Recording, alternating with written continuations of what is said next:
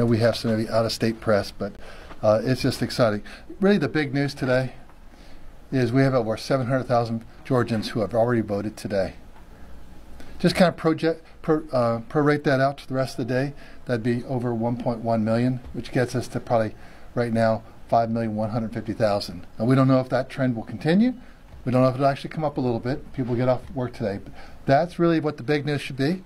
Now, I'm not telling you what to print or write. That's your job. But I think that's pretty darn awesome. Then we have a few things that happen you just can't, explain.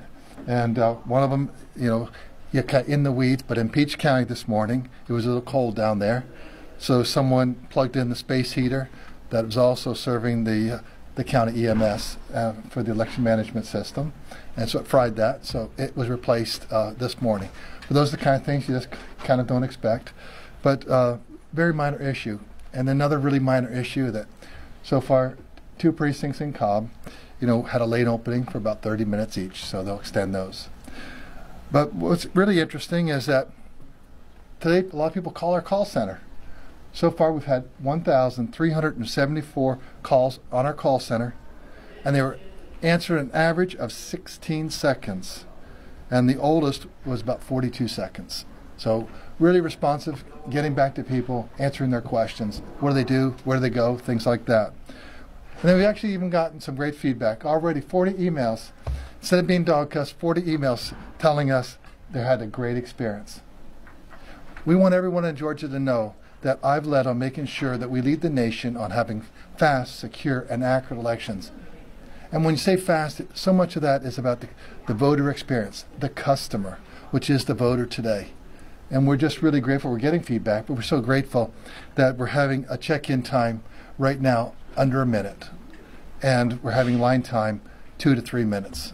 So in 4 minutes or less, average, people are voting in Georgia. And we think that's good news too. So we have a lot to be proud of, and that's what you all have to be proud of, that you live in a great state. Now, I talked a little bit earlier about that Russian hoax and that bomb scare.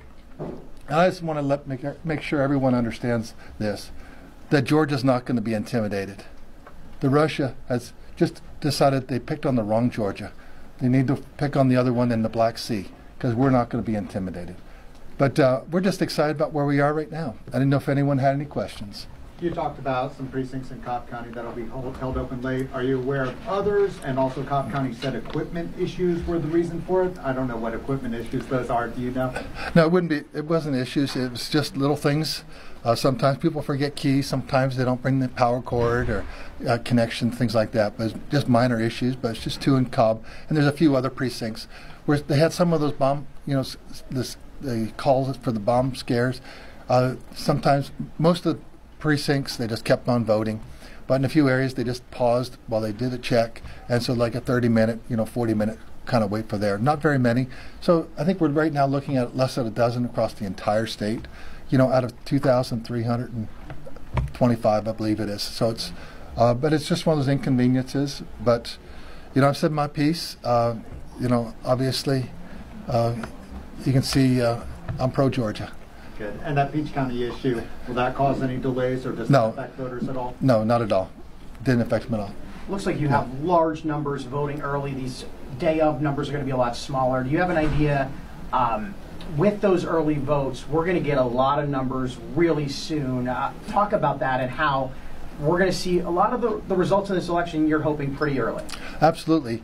With SB 189 that we just passed this session, all the early votes that we have for the early voting in person and all the absentees that have come in early and have been accepted, all of that has to be uploaded 1 hour after the polls close.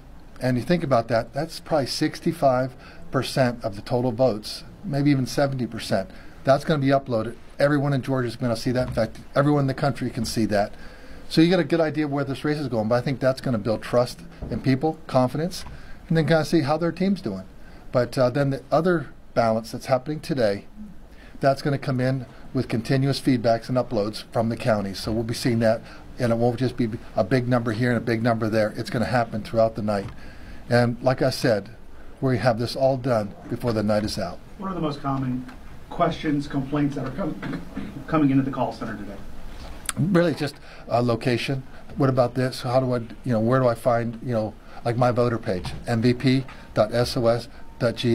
You can find out where you're supposed to vote, and then just make sure that you go to the right location. Yes? A colleague of mine heard that 2 polling sites in Gwinnett County might have been evacuated because of a bomb threat. Yeah. Is that true, and is it part of the Russia? It's part of the Russian hoax, yes. So do you have a total number of polling places that have been affected by this? By the Russian hoax? Yeah, I could add it up, and we'll get that out to you. Okay.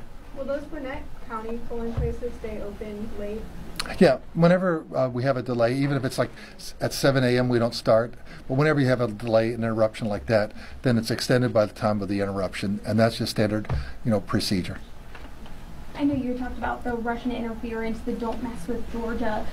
When it comes to that message that you have for people tonight, as we continue to see some of these hoaxes and non-credible threats come in, what's that message? Well, I would tell everyone, just check with our office.